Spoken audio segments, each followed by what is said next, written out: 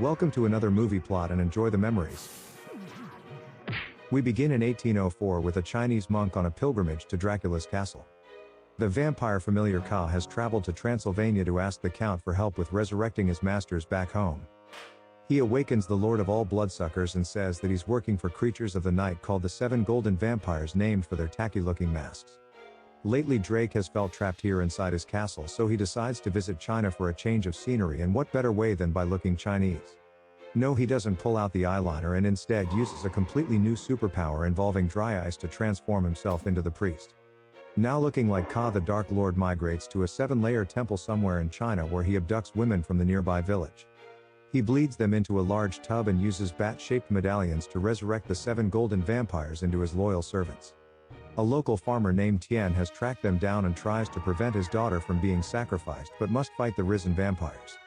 In his distraction, she gets impaled with a sword, so Tien snatches one of their amulets, causing the vampire to begin smoking. He then sprints all the way to the nearest village with the vampires in pursuit, but some bum has gone and locked the front gate. The farmer decides to place the medallion on a small religious shrine before the vampires show up on horseback despite having the ability to fly. They cut down the farmer to retrieve their stolen medallion, however the owner bursts into flames upon contact with the Buddha statue. The rest decide to just leave it there, as 7 was a crowd anyway, then raid the nearby village to slaughter men and capture women.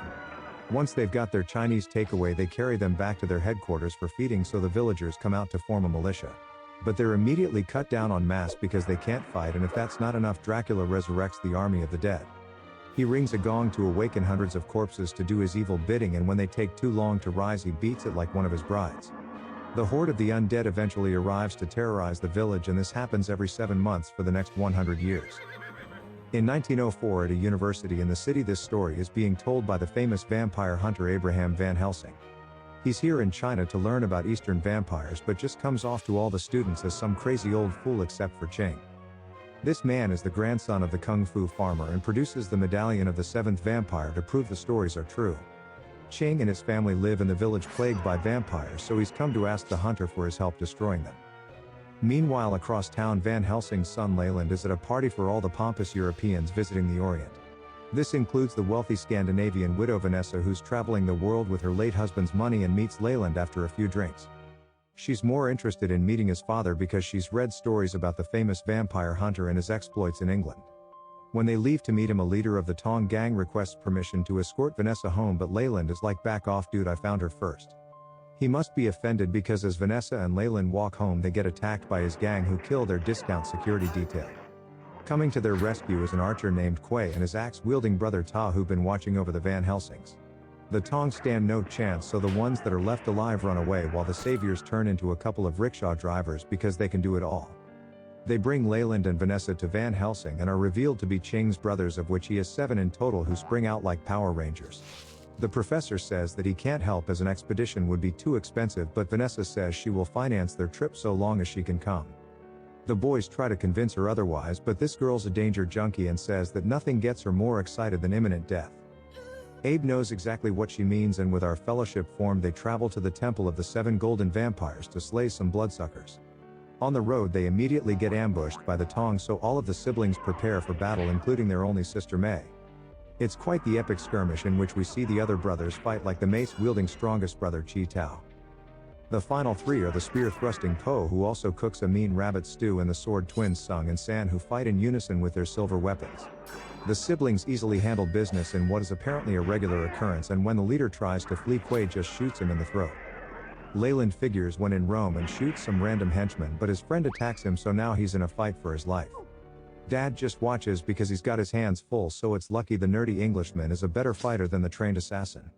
Ching is the only brother who doesn't use weapons and just double karate chops everyone or sticks his fingers directly in their throat. Once all their attackers are dead, they leave the carts and continue the rest of their journey on foot until setting up camp for the night. Van Helsing says that Christian relics won't work on Chinese vampires, which explains why the Buddha statue caused one to burst into flames. He says that everything else should work the same, but that the remaining vampires will stop at nothing to retrieve the missing medallion. During the night, Leyland notices the little sister undressing him with her eyeballs from across the campsite, so he begins a relationship with her.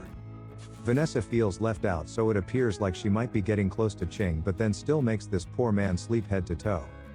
Meanwhile, Leyland is all over his sister like Lennon on Yoko as they take shelter inside a cave for the night to protect them from vampires.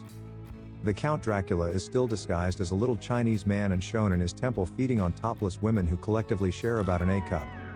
While the rest eat their captives, 3 golden vampires transform into bats and sneak inside the cave while most of the party are sleeping. They swoop down and transform into their ugly selves, but even with the element of surprise, these suckers aren't able to kill anybody. In another epic martial arts throwdown that goes on for much longer than your regular movie fights. The vampires are joined by zombies, but they aren't much help, and even Leyland takes on 3 at a time with the double fist technique. They simply crumble to dust when they're destroyed, and Van Helsing assists by shouting "stab them in the heart" and tripping over the fireplace. When one of the golden vamps tries to retrieve the lost medallion, Kwei shoots him through the heart with an arrow, and then there were 5. It rapidly decomposes into ash while another tries to grab Vanessa, so the twins impale it with their swords, and then there were 4. The last one in the cave goes at Van Helsing with a sword, so Ching hilariously kicks it into him and gets lucky the professor wasn't stabbed. He had a torch in his hand, and undead are highly flammable, so the vampire burns to ashes, leaving only 3 to go. The remaining undead scatter, and the next morning we reach the Buddha shrine where the unlucky number 7 was killed 100 years ago. They bury long wooden stakes inside the entrance to the village in preparation for tonight, then wait inside the gate with spears made from bamboo. When darkness falls, Dracula gets out the gong to summon the army of the dead, and the 3 remaining vampires lead them to the village. The brothers have their place behind the wall with Kwei firing arrows from atop it, but for some reason Ching decides to break rank. He fights one of the vampires when the other 2 arrive and join in, so the rest of the siblings have to leave their position to help him. As they're battling the kung fu vamps, the army of the dead comes marching down the hill and straight past the distracted security guards and into the village. Van Helsing lights a trench of oil on fire, but it doesn't really do anything other than create a scenic backdrop for the large fight sequence. During the battle, one of the brothers gets killed, so another rolls the vampire into the fire along with himself, and they perish together. The rest are cut down rather generically, except for the twins, who appear to die just from having their holding hands severed. Kwei and Po are the only 2 who survive, while even Vanessa gets attacked because she insisted on coming along for the ride. A golden vamp bites her on the neck, but then gets swarmed by villagers and hacked up into a pile of man-shaped vampire mints. Vanessa then wanders over to Ching, and apparently the Chinese virus works quicker because she reveals herself to already be turned. She bites him on the neck, so Ching throws her backwards onto a bamboo stake and kills the only person who actually paid to be here. In his depression, Ching throws himself onto the stake to die on top of her like 2 olives on a toothpick, but he was bitten anyway. His sister gets knocked out by the last golden vampire, who throws her unconscious body on the back of his horse and returns to the temple. Leyland has somehow survived running out of bullets just by spamming dodge rolls, and takes a horse to go rescue his woman. Abe has been using a torch to burn the zombies, and along with the 2 brothers runs up to the temple on foot, so arrives a bit later. The vampire has brought May here to feed on because everybody likes eating at a table, but his meal is interrupted by the young Van Helsing. This must be the run of the golden litter because the superpowered humanoid struggles to out-wrestle a 5-foot librarian or whatever this guy is. Dad arrives and uses Po's spear to impale the vampire through the heart, while Kwei could have just used his bow, but nobody asked. The last of the 7 golden vampires falls into the pool of blood and perishes, so the victors leave assuming that the nightmare is over. On his way out, Van Helsing runs into Dracula, and they talk like they met in England despite the vampire being here for the last 100 years. He transforms back into his regular appearance, then gives the hunter a double backhand special that lands Abe right next to the spear. All he has to do is aim it at Drake's heart, and the charging vampire does everything else in the most lackluster fight of the movie. With silver in his heart, the lord of all vampires decays in a series of overlays while Van Helsing wonders when they might run into each other again. And the movie ends.